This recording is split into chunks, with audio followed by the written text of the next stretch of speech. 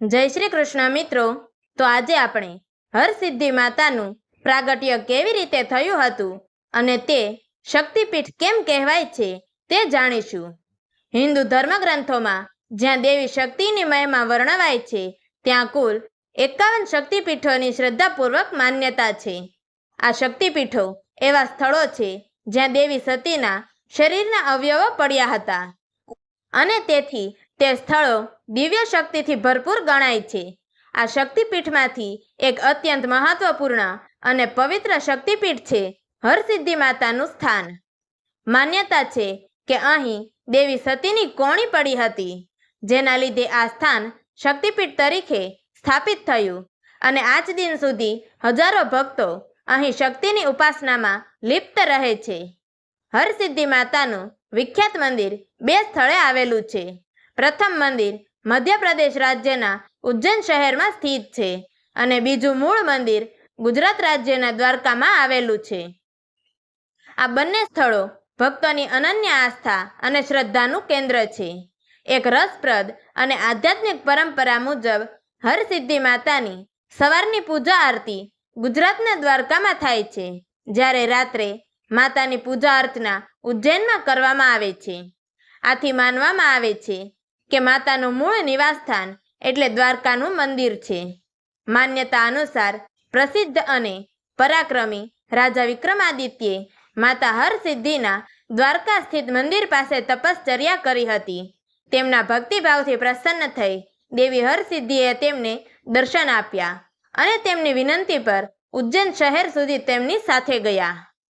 આ કથાનો એક મહત્વપૂર્ણ આધાર એ છે કે દ્વારકા અને ઉજ્જૈન બંને મંદિરોમાં સ્થાપિત હરસિદ્ધિ માતાના પૃષ્ઠભાગનો આકાર એક સરખો છે, જે દર્શાવે છે કે બંને મંદિરોમાં સ્થાપિત મૂર્તિ એક જ દેવીનું પ્રતીક છે। દ્વારકામાં કોયલા નામના ડુંગર પર એક મંદિર ડુંગરની ટોચ પર આવેલું છે અને બીજું મંદિર ડુંગરની તળેટીમાં છે। આ બંને સ્થાન પર દરરોજ અનેક ભક્તો માતાના દર્શન કરવા માટે પધારે છે।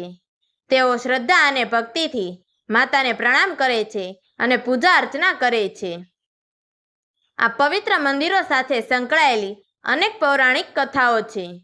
હરસિદ્ધિ માતાનું પ્રાગટ્ય દ્વારકા નજીક આવેલા કોયલા ડુંગર પર કેવી રીતે થયું તેની પાછળ એક પૌરાણિક કથા સંકળાયેલી છે। પૌરાણિક સમયમાં બેટ દ્વારકા વિસ્તારમાં રહેતો એક શક્તિશાળી અને દુષ્ટ સ્વભાવનો રાક્ષસ શંખાસુર આતંક ફેલાવી રહ્યો હતો। આ અસુરના અધર્મ અને અહંકારને મટાડવા ભગવાન શ્રી કૃષ્ણએ નક્કી કર્યું કે હવે તેનો અંત લાવવો જરૂરી છે, પણ એ કામ સરળ નહોતું। તેથી ભગવાન શ્રી કૃષ્ણએ પોતાના કુળદેવી હરસિદ્ધિ માતાની ઉપાસના અને પૂજા કરવાનો નિશ્ચય કર્યો। શ્રી કૃષ્ણ ભગવાને કોયલા ડુંગર પાસે પહોંચીને માતા હરસિદ્ધિની ભક્તિપૂર્વક પ્રાર્થના અને પૂજન કર્યું। ભગવાન શ્રી કૃષ્ણની શ્રદ્ધા અને ભક્તિ જોઈને માતાજી અત્યંત પ્રસન્ન થયા। દેવી હરસિદ્ધિએ ડુંગર પર પોતાનું પ્રાગટ્ય કર્યું અને શ્રી કૃષ્ણને પ્રશ્ન કર્યો કે હે નારાયણ, તમે તો ત્રિલોકના ભગવાન છો, સર્વત્ર વિરાજમાન છો, તો પછી તમે મારી પૂજા અર્ચના કરી મને યાદ કેમ કરી? એ પ્રસંગે ભગવાન શ્રી કૃષ્ણએ વિનમ્રતાથી ઉત્તર આપ્યો કે હે માતા, બેટ દ્વારકામાં રહેતો રાક્ષસ શંખાસુર અત્યંત દુષ્ટ અને અપરાધી છે। મારે એના વિનાશ માટે આપની શક્તિની જરૂર છે। આપની કૃપા વિના આ કાર્ય પૂર્ણ થવું મુશ્કેલ છે। માતાએ આનંદપૂર્વક આશીર્વાદ આપીને કહ્યું કે જ્યારે તમે 56 કોટી યાદવ સાથે શંખાસુરને વિંધવા જશો અને દરિયા કિનારે ઊભા રહીને મારું સ્મરણ કરશો, ત્યારે હું તરત તમારી સહાય માટે આવી જઈશ।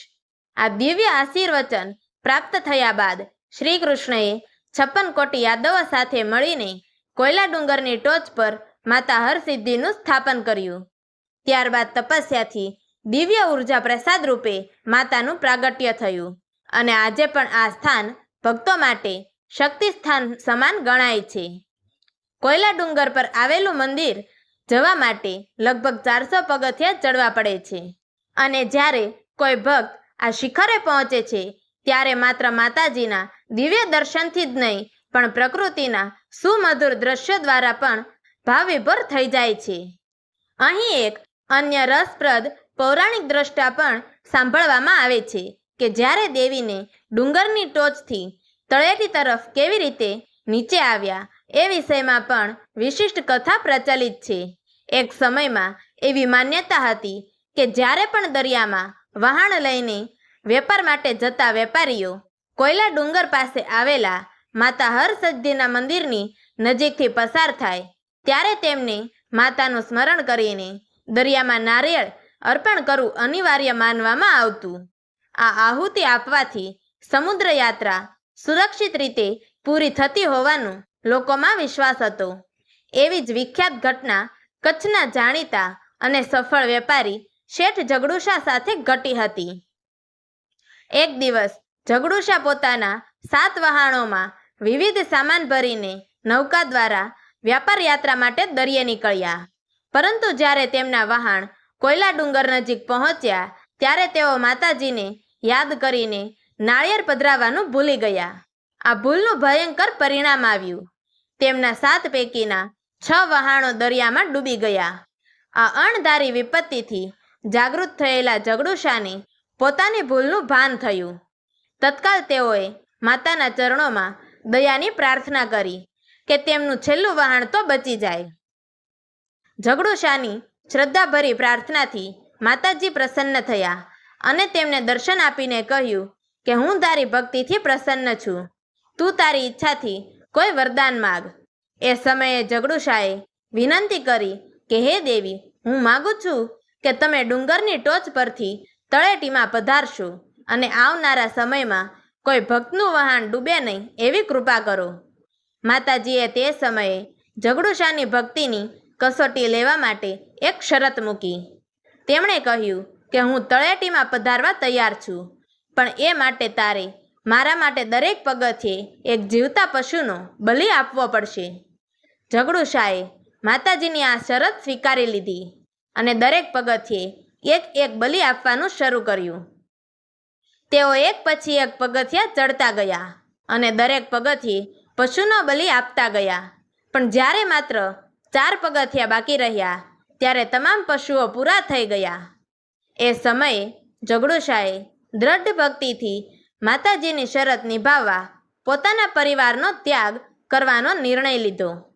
તેમણે પોતાના દીકરા અને 2 પત્નીનું બલિદાન પણ આપ્યું અને અંતિમ પગથિયે પોતાનું જીવન પણ માતાના ચરણોમાં અર્પણ કરી દીધું.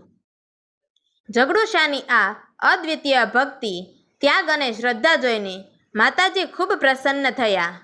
ત્યારબાદ દેવી માતાએ જગડુશા, તેમના દીકરા, બંને પત્નીઓ અને તમામ બલિ થયેલા પશુઓને ફરીથી જીવિત કરી દીધા.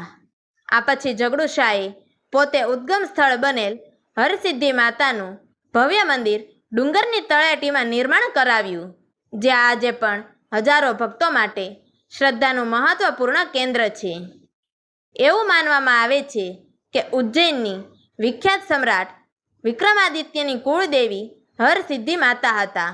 રાજા વિક્રમાદિત્ય માતા હરસિદ્ધિના પરમ ભક્ત ગણાતા હતા અને તેમણે માની જીવનભર ભક્તિભાવથી આરાધના કરી હતી.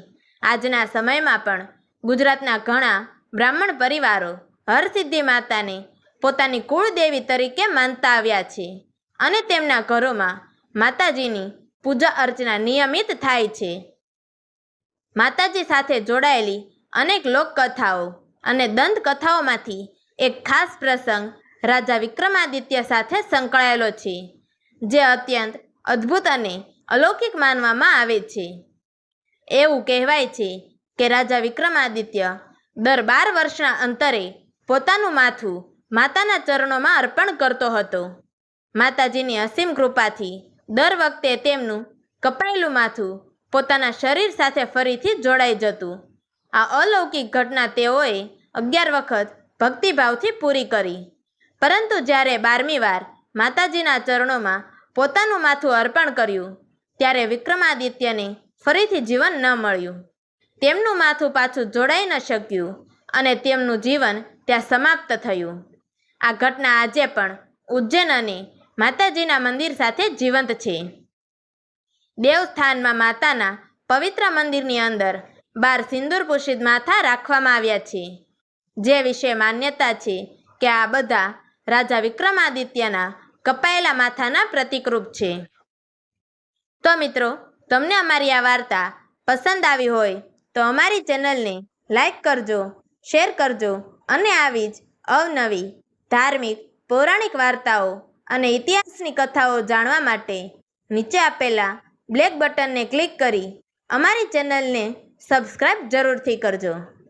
તો મિત્રો, અમારી આ વાર્તાને છેલ્લે સુધી સાંભળવા માટે તમારો ખૂબ ખૂબ ધન્યવાદ.